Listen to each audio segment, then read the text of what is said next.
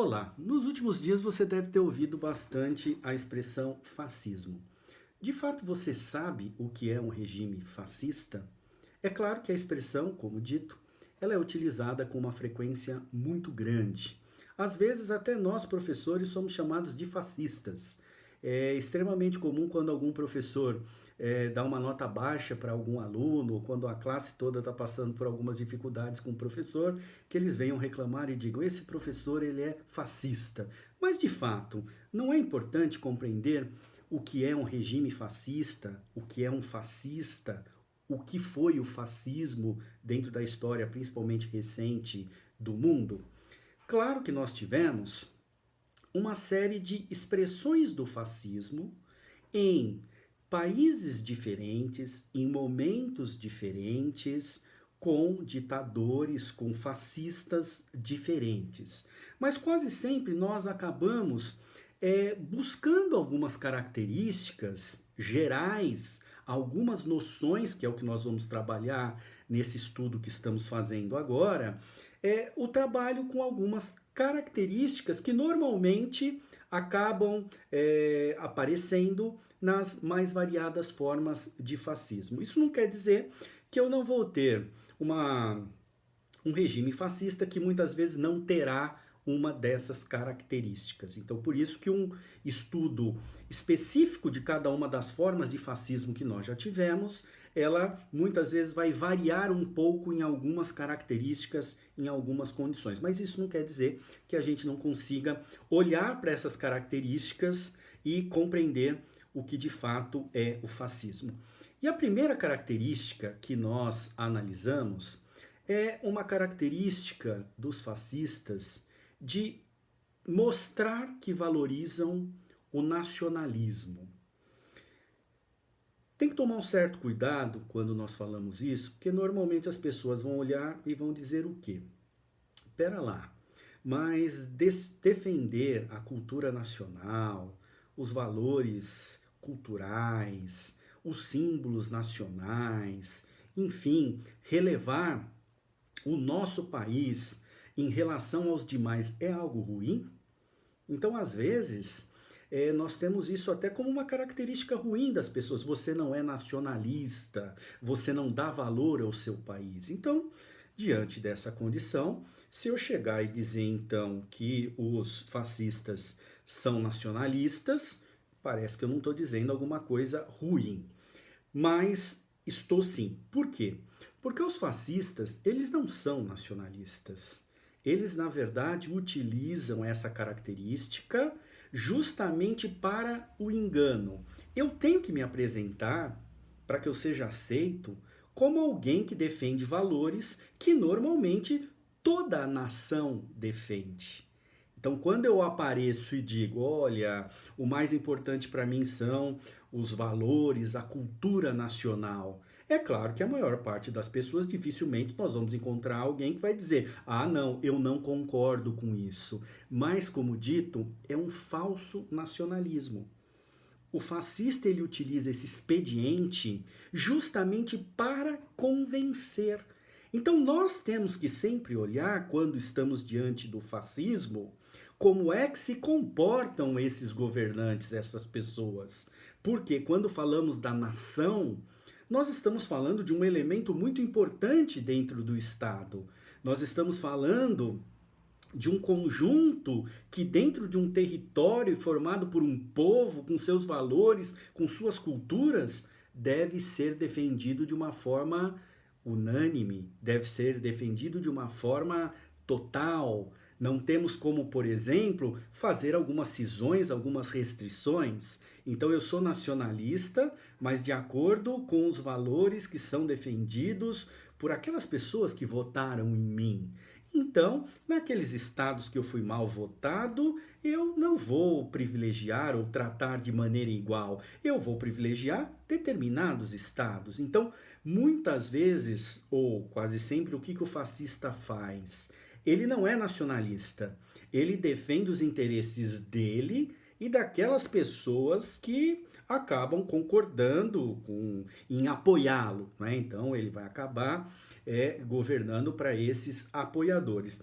O nacionalismo ele não é isso, né? Então, o nacionalismo, ele não tem essa, ele não busca fazer essas distinções de tratamento. Então, sempre quando nós analisamos um primeiro-ministro, quando nós analisamos um presidente ou qualquer pessoa que assuma a chefia do executivo, seja em que condição for, normalmente nós temos que ver se ele trabalha com a nação como uma unidade, se ele reconhece os valores que aquele país produz e não apenas aqueles valores que lhe interessam. Então, o nacionalismo, ele não existe no fascismo.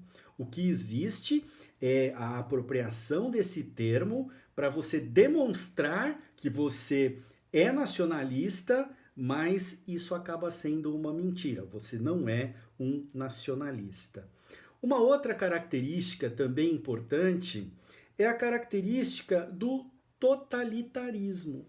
Então, os regimes fascistas, eles são totalitários e essa talvez seja uma das características mais fáceis de se reconhecer. Por quê?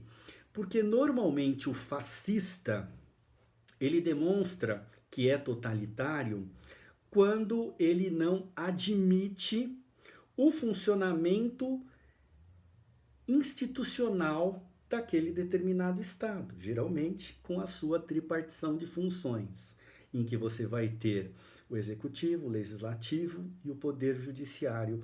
O totalitário, ele normalmente se indispõe com aquilo que os outros poderes se faz. Por isso que na maior parte das vezes ele vai estar defendendo as suas atitudes exatamente contra os freios e contrapesos que são impostos pelos outros poderes. Então, normalmente, o que vai acontecer?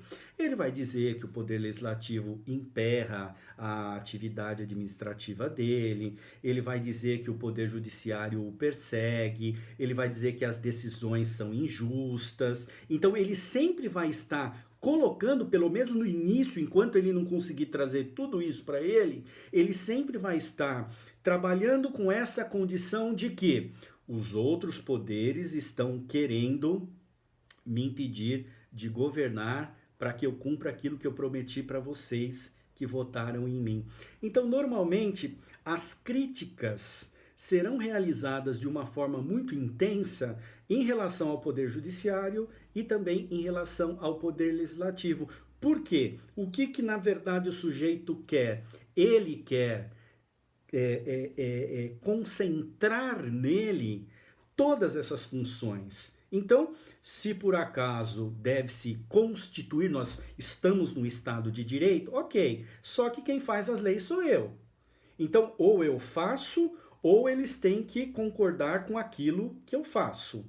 Se por acaso nós tivermos uma questão jurídica e tivermos que dizer o direito, quem vai dizer sou eu também. Por quê? Porque os tribunais não têm essa competência. Então vejam, essas instituições, elas funcionariam apenas se por acaso elas fazem o que o fascista, o governante fascista, quer que seja feito. Do contrário, ele sempre vai estar numa posição de contrariedade, de indisposição, para dizer, eles não estão me permitindo governar. Então, não consegue admitir esse regime democrático, que é o regime da criação de instituições que visa desconcentrar o exercício do poder do Estado nas mãos de uma única pessoa. Então, o totalitário, o que ele quer? Ele quer concentrar esses poderes nas suas próprias mãos. Uma outra característica dos regimes fascistas é o militarismo.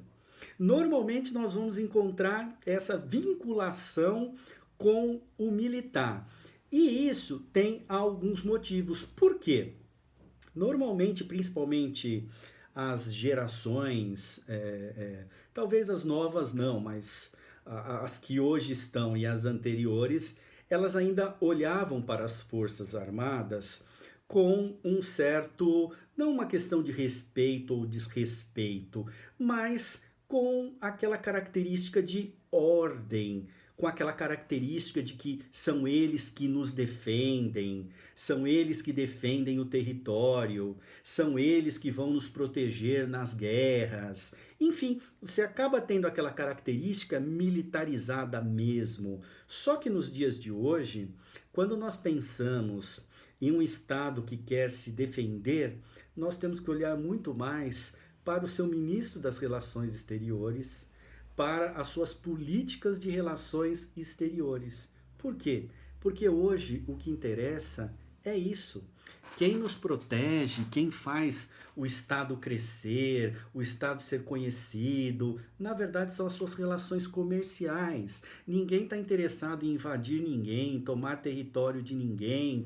Então hoje, os verdadeiros instrumentos que nós temos dentro dessa guerra, que não é uma guerra, né, não é uma guerra de armas, mas uma guerra de inovação, de tecnologia, de outros valores que nos dias de hoje importam.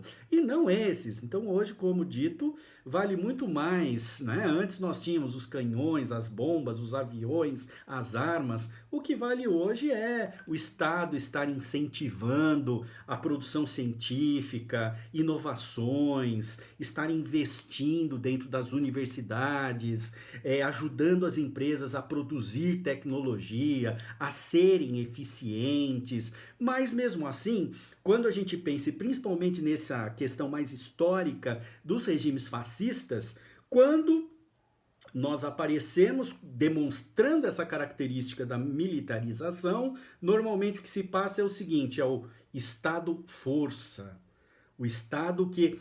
Eu sei que vocês concordam com aquilo que eu quero para vocês, mas se não concordarem, vejam que a força está comigo. Então o próprio militarismo, ele acaba trazendo, e isso é fácil ver até nos dias de hoje, ele acaba trazendo essa imposição ou essa condição de que eu posso impor aquilo que eu quero, que é o que eu acho que é o melhor para você, e tenho certeza disso, e que se por acaso você não tiver afim disso, eu faço pela força. Então a questão do militarismo funciona dentro da psicologia da intimidação, não apenas como um mecanismo de proteção, de defesa, mas como um mecanismo de que eu vou fazer aquilo que eu quero, se você concordar comigo, ou pela força, que é uma das maneiras de dominação que os sistemas fascistas normalmente acabam utilizando. Uma outra característica é que normalmente existe uma certa uma preocupação muito grande com a segurança nacional. Então eu tenho que colocar na cabeça das pessoas, é um outro mecanismo de convencimento que nós temos, eu tenho que colocar na cabeça das pessoas que elas estão em risco. Então, estão em risco em virtude do quê? Em virtude do comunismo, em virtude do socialismo, em virtude dos criminosos. Então sempre é importante que eu apareça nessa condição, ou regime fascista, ele aparece na condição de que sou eu quem te protege. Sou eu que vou te tirar de possíveis problemas que venham a acontecer se nós tivermos um regime que vai ser ruim para você, ou se por acaso nós tivermos uma ascensão da criminalidade. E aí começa a aparecer sempre essa questão de vamos armá-los, vamos nos proteger, sempre trabalhando com essa questão do medo, o sentimento de insegurança, e isso na maior parte das vezes acaba virando até mesmo uma paranoia, né? E uma das paranoias que a gente vê nos dias de hoje, principalmente aqui dentro do Brasil, é a paranoia que alguns têm com o comunismo, né? Então, olha, o país vai se tornar comunista, e nós sabemos que nós temos todo um tratamento aqui dentro do país, inclusive constitucional, em que dificilmente nós vamos conseguir um dia colocar um regime comunista aqui dentro, mas é o trabalho com medo, e aí você obviamente convence algumas pessoas despreparadas, é óbvio, de que realmente aquilo é um risco. E tudo isso, embora demonstrando essa situação de que eu quero protegê-los, ao mesmo tempo eu também não protejo, em regra, direitos humanos. Então, os direitos humanos são daquelas pessoas, são do meu exército, são da minha polícia e das pessoas que estão comigo. Os que não concordam comigo, os que pensam diferente de mim, esses todos merecem morrer. Esses todos podem ser torturados. Então, quando a gente lembra de uma postura muito comum nos regimes fascistas, é exatamente se recorrer à tortura. Por quê? Porque o sujeito ele não dá valor à vida humana. Ele dá valor para as pessoas que vão apoiá-lo, para as pessoas que vão sustentar o regime, e seja por que motivo for. Agora, quando nós pensamos na proteção dos direitos, até mesmo da própria liberdade de expressão, liberdade artística, nós vamos ver que normalmente isso também é reprimido. Então, a proteção dos direitos humanos, até mesmo na legislação criada, muitas vezes ela acaba aparecendo com esse significado. Ou seja, não é?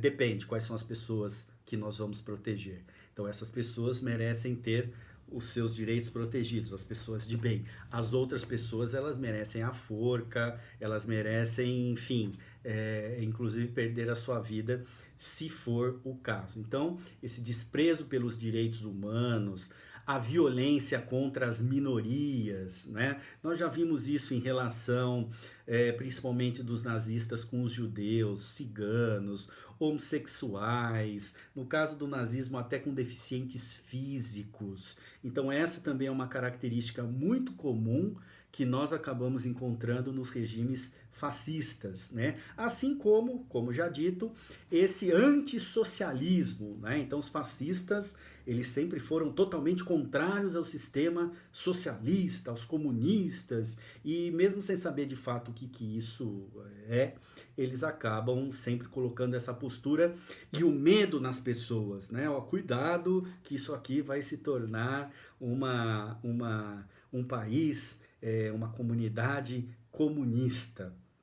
E dentro dessa mesma concepção é que nós acabamos também encontrando o próprio desprezo aos intelectuais e aos artistas. Por quê?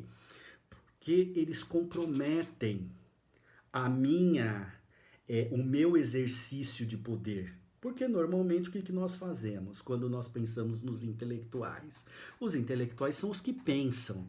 E eu não posso ter pessoas que pensem, até porque em determinado momento elas vão descobrir que eu sou fascista. Elas vão descobrir que eu não quero o bem delas, eu quero o meu bem. O projeto do fascismo é se perpetuar eternamente no poder. É esse, com os privilégios apenas de algumas pessoas, enquanto as outras, ou pelo medo, ou por serem ignorantes mesmo, acabam defendendo aqueles interesses, apoiando. Mas, se eu tiver então, o mínimo possível de pessoas pensando, de pessoas produzindo conhecimento, de pessoas criticando o meu governo, as minhas atitudes, as minhas decisões, e é o que normalmente se faz, inclusive pela arte. Pela arte, nós vamos ter uma linguagem intelectual elaborada, com os seus requintes estéticos e que, obviamente, na maior parte das vezes olham para o cenário nacional e acabam trazendo aquilo, né, para que as pessoas possam pensar. Então, tudo aquilo que faz pensar, normalmente os regimes fascistas eles não gostam. E isso acaba resvalando em outro problema, que é o problema da mídia e da censura.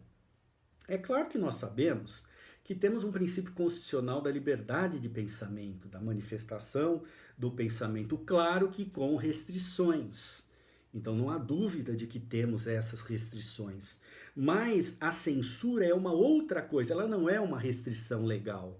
Não estou restringindo porque eu tenho o choque da liberdade de expressão com outro direito fundamental. A censura é algo sem fundamento, sem motivo, sem argumento, pelo simples fato de que eu não gosto disso, isso pode me prejudicar, esse valor não é o valor que eu defendo, então você não pode se manifestar, é porque eu penso simplesmente diferente de você. É aí que acaba acontecendo a censura. Então, normalmente, nos regimes fascistas, a ideia é realmente acabar com a mídia. Por quê? Porque principalmente quando nós temos uma mídia livre e atuante, nós vamos ter um contato direto com tudo aquilo que é feito pelos fascistas. Então o ideal é que eu funde os meus canais de comunicação. E é por estes canais que eu vou informar a população. Só as notícias que interessam que serão divulgadas. Então vejam que nos regimes fascistas o controle da publicidade das informações é muito grande. Então, embora todos estejam vivendo numa desgraceira muito grande, nós vamos ter sempre, nós vamos estar sempre mostrando apenas aquilo que é bom. Nós não vamos trazer aquilo que é ruim. Nós sempre vamos estar trazendo as questões que são as que nos interessam mostrar. Então, o controle da mídia, ele acaba sendo feito também de uma maneira muito intensa. O ideal é que se acabe com a mídia. Normalmente isso que acabou acontecendo nos regimes fascistas mais fortes.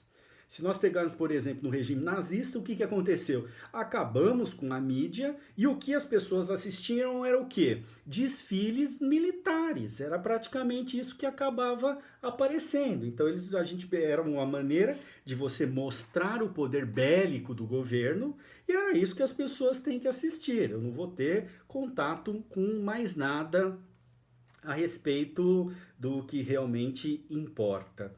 E uma outra característica que a gente também não pode deixar de lado é um uso da religiosidade. Claro que aqui, mais uma vez, nós estamos falando em uma utilização que não significa que os fascistas são religiosos, mas é mais uma maneira de se apresentar para as pessoas com um valor que normalmente as pessoas prestigiam. Mas o fascista, ele não tem valores, ele não respeita direitos humanos, ele não respeita a liberdade de expressão, ele não respeita as instituições democráticas que nós demoramos séculos e séculos para construir. Todo o processo civilizatório foi lento, até que nós não colocássemos nas mãos de um rei absolutista, tirano, todas as decisões. Então é isso que nós temos que pensar quando, por exemplo, vem um governante e diz o seguinte: vamos fechar o legislativo, vamos fechar os tribunais. Então nós vamos largar o quê? Quanto tempo na história da humanidade, no processo civilizatório, nós demoramos para conquistar direitos no processo, direito de defesa, de ampla defesa, de contraditório, de publicidade dos atos? Quanta coisa, quanto tempo nós demoramos para alcançar tudo isso. Para de repente, num momento qualquer, a gente vem e diz o seguinte: acaba com tudo isso. Por quê? Porque é a ideia do totalitarismo. Então, nesse ponto, quando se fala na religião também, a gente pode pegar o caso do Mussolini. Mussolini era ateu e a ideia inicial dele era tomar todos os bens da igreja.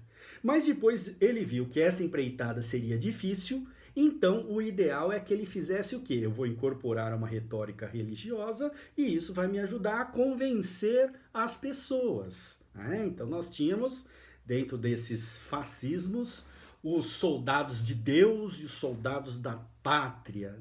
Então, a gente acabava tendo também essa utilização, como disse, não porque o sujeito tem valores religiosos. Ele não tem valor religioso nenhum, ele não é cristão. Basta ver pelas condutas que esses sujeitos normalmente tomam, que o regime fascista toma. Se a gente for pensar de todos os regimes fascistas que já tivemos, se a gente for dizer que qualquer um dos seus chefes era cristão ou tinha valores religiosos, a gente tem que pular da ponte, porque não tinham. Então, muitas vezes, nós vamos ter o que, então? Essa apresentação do homem de bem, da pessoa de bem, da família, de alguns valores ditos conservadores e que fazem com que as pessoas, muitas vezes, se sintam tranquilas em razão do sujeito ter a proteção desses direitos. Mas na verdade, eles não os têm. É, além disso, é, além dessas características que nós colocamos e discutimos até agora, eu acho também sempre prudente, de uma forma geral, a gente saber que quando nós estamos falando do fascismo nos dias de hoje, a gente tem uma realidade totalmente distinta, até porque na maior parte das vezes, até quando falamos do militarismo, antes era muito importante também essa questão militar, porque o interesse de alguns fascistas era exatamente conquistar novos territórios, enfim, né, aumentar a sua nação, aumentar o seu corpo de pessoas. E hoje não existe mais esse interesse. Então, nesse ponto, a gente tem características hoje por uma dominação que acaba acontecendo de outras maneiras. E vocês podem ver como nós temos uma mídia hoje muito acessível, na qual nós podemos ter informações, qualquer pessoa pode postar qualquer coisa em qualquer lugar do mundo e eu posso descobrir que, na verdade, naquele determinado país eles não protegem algumas minorias de uma forma tão intensa como nós imaginávamos que eles protegiam.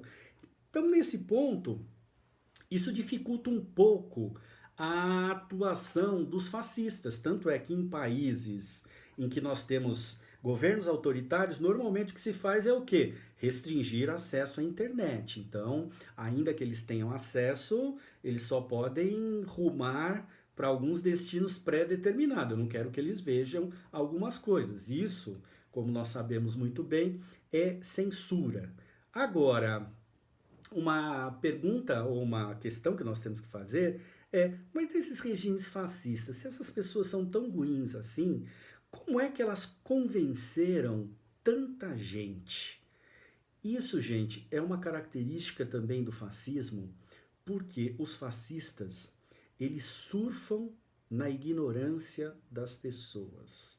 Então nós temos que entender que em todos os lugares tem muitas pessoas ignorantes.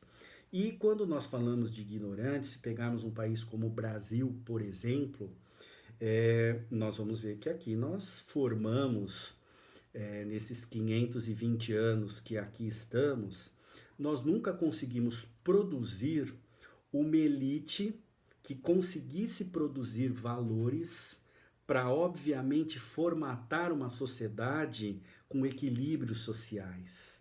Sempre existiu uma preocupação apenas em manter aquele patrimonialismo da família e sempre com as outras pessoas alguns degraus abaixo da minha condição. Então sempre existiu esse coronelismo, esse patrimonialismo, sempre essa condição de se preponderar. Mas não é nem disso que eu estou preocupado, eu estou preocupado com uma outra condição. Porque essa elite, ela acabou não trazendo esses valores e ela acabou se tornando uma elite ignorante. Porque vejam, a questão da ignorância não tem a ver com o quanto tem de dinheiro na conta, não tem a ver com onde estudou, tem a ver com uma condição em que a pessoa não conseguiu formar de esclarecimento. Já ouviram falar de mentes iluminadas? Nós não conseguimos formar isso aqui dentro do Brasil. Então, quando a gente fala em uma elite brasileira, a gente fala apenas no seguinte sentido: foram as pessoas que mais tiveram condições de não serem ignorantes, mas foram as pessoas que mais se tornaram ignorantes. Então vejam, elite por quê? Porque eu tinha tempo, porque eu tinha recursos, porque eu tinha condições de poder abrir o meu esclarecimento, mas na verdade não foi isso que a elite brasileira fez. A elite se fechou, pensou apenas nos seus privilégios e acabou vivendo na ignorância. E essa ignorância é que faz com que os regimes normalmente autoritários e os regimes fascistas consigam, como eu disse, surfar dentro dessa falta de ideias, desde que, obviamente, os interesses fascistas, eles também defendam os meus interesses. Então, essa situação, se ela continuar igual, para esse sujeito tá bom também. Não interessa quem está no poder, interessa se ele está ou não defendendo a minha condição. Então, por isso que os fascistas, eles não estão interessados em melhorar as condições da nação. Eles não estão interessados em diminuir desigualdade social, eles não estão interessados em nada disso. Eles estão apenas utilizando alguns perfis falsos para que eles demonstrem que eles são algo que, na verdade, no seu íntimo, na sua essência, eles não são. Então, essas características do fascismo, existem várias outras, a gente poderia até fazer um estudo específico de cada uma das manifestações fascistas que nós já tivemos, mas também não temos tempo para tudo isso. Então eu gostaria de dizer o seguinte, as ideias que eu acabei passando aqui do meu jeito, porque ultimamente vários alunos falaram até, professor, fala alguma coisa a respeito do fascismo, porque começaram a aparecer algumas discussões, então eu falei, vou gravar alguma coisa a respeito disso, mas eu levei em consideração para preparar, e é a bibliografia que eu indico, porque no canal, quando criamos, a ideia é exatamente poder esclarecer as pessoas para que elas não busquem informações em fake news, em mídias sociais, em grupos de WhatsApp, em que normalmente elas acabam sendo enganadas, é isso que acaba acontecendo principalmente com a elite brasileira, porque ela busca, né, ela não sabe quais são os canais de informação correta que elas podem buscar. Então, para que eu também cumpra essa condição, então eu vou dizer a vocês o seguinte, uma obra importante ou obras importantes que trabalham com a questão do fascismo são as obras de um italiano que todo mundo deve conhecer, chamado Norberto Bobbio. O Bobbio, dentro dos seus mais de 100 anos de vida, ele escreveu muito a respeito disso e até porque ele viveu o fascismo italiano. Então, nesse ponto, tem um livro dele muito importante, que é a Teoria Geral da Política. É um livro muito importante para quem começa a estudar a política. E eu também acho importante sobre esse tema em alguns pontos. Um livro dele chamado Política e Cultura, então Norberto Bobbio também, Política e Cultura, e outro chamado Nem com Marx, Nem contra Marx, em que também é importante, também Norberto Bobbio. Além do Direita e Esquerda, que também é um livro muito importante, e principalmente porque aqui ele trata da questão dos extremistas, dos moderados. É óbvio que ele está falando aqui dos esquerdistas, dos direitistas, né? Mas isso se aplica também na questão dos fascistas. Então esse livro também é muito importante, não apenas para entender o fascismo, mas principalmente essa divisão a respeito de direita e esquerda. Agora, uma obra já mais específica sobre o tema que eu costumo usar bastante é uma obra do Leandro Conder chamada Introdução ao Fascismo. Então é uma obra específica a respeito dessa temática e não poderíamos deixar de lado, é claro, Hannah Arendt, Origens do Totalitarismo. Então aqui nós temos, enfim, um tratamento, é claro que aqui ela vai falar muito de antissemitismo, mas para a gente compreender a essência do fascismo, é um dos livros que eu mais indico. Adorno e Horkheimer, Dialética do Esclarecimento. Aqui nós vamos ter exatamente esse fato, né? Eles estão também falando de outra coisa, mas a ideia é exatamente essa, de que como é que alguém consegue operar a mente de tantas pessoas, e que aqui eles vão falar da mistificação das massas. E é o que acaba acontecendo, é o processo do fascismo. Como é que uma pessoa ou um regime conseguiu agregar tanta gente concordando com as atrocidades que ele faz. Então aqui esse processo ele acaba aparecendo. Herbert Marcuse, Tecnologia, Guerra e Fascismo, também uma visão interessante aqui. Outro livro muito importante para quem quer conhecer toda a história das ideias políticas, François Châtelet, que é o livro História das Ideias Políticas. Aqui tem um capítulo e ele vai tratando o Estado com as suas características. E aí o capítulo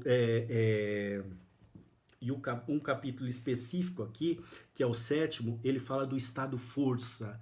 Então é no Estado Força que ele vai trabalhar com os fascismos e nazismos, mas esse é um livro que vale, né, ser lido todo ele. Além disso, para quem quiser ir no franquismo, estudar um pouquinho, nada como olhar para a Guerra Civil Espanhola, né? Então nós temos aqui até o livro do George Orwell, Lutando na Espanha, também é um livro importante. É legal estudar o franquismo. Normalmente quando a gente fala do fascismo, a gente esquece do Franco, a gente esquece do Salazar em Portugal. Então também tem uma obra muito importante aqui da história do professor da Faculdade de Lisboa, Rui Ramos, né? A história de Portugal. Então tem 2 capítulos inteiros aqui que vão falar do Estado Novo de Salazar, da Revolução. Então muito interessante também para analisar o fascismo em Portugal. E também o livro da professora Lilia Schwartz e da Heloise Starling, Brasil, uma biografia, porque aqui também nós tivemos uma tentativa de fascismo, não que nós não tenhamos outras, mas nós tivemos lá o Partido Integralista, que também tentou trazer algumas ideias aí na época a respeito disso. Então, enfim, sobre o tema, né, eu acredito que aqui na biblioteca, metade dos livros que eu peguei, de alguma maneira, tocava nesses temas de fascismo, totalitarismo, mas eu resolvi apenas indicar esses. Então, espero que tenham curtido. Investiguem melhor essa questão do fascismo, olhem melhor para o que está acontecendo no mundo. Para nós termos uma diminuição do fascismo, é interessante que você seja mais crítico com as pessoas que estão no cenário político. Esqueça mitos, esqueça, eu não posso ser fã, não monte fã-clube de ninguém. O que nós temos que fazer é sempre estar olhando para os governantes e qualquer resquício de fascismo que ele tiver, não estou dizendo que nós tenhamos, né, que deixar de apoiá-lo, mas nós temos que combater esse ato. Como dito, o nosso processo civilizatório, ele foi lento, ele derramou muito sangue para nós chegarmos às proteções processuais, à criação das instituições que hoje nós temos. E quando a gente vê algumas pessoas aplaudirem esse tipo de comportamento de algumas pessoas, isso realmente é muito feio. Então vamos tomar cuidado com esse tipo de comportamento para a gente manter o nosso país com as suas instituições firmes e fortes, e se nós precisarmos mudá-las, nós mudamos. Lembre que o legislativo, ele também é composto por pessoas que foram eleitas por nós. Lembre que o Poder Judiciário, na maior parte das vezes, foram pessoas que também entraram dentro de um regime democrático de direito. Quando nós pensamos nos tribunais superiores, eles foram indicados também por pessoas que foram eleitas por nós. Então a gente tem que reconhecer essa legitimidade sim e defender as nossas instituições. Não vamos ter nenhum salvador que virá e sozinho conseguirá fazer essas coisas. Quando aparece algum candidato a fazer tudo sozinho, não tenham dúvida que estamos diante de um tirano, de um autoritário e estamos provavelmente rumando para um regime fascista. É isso aí.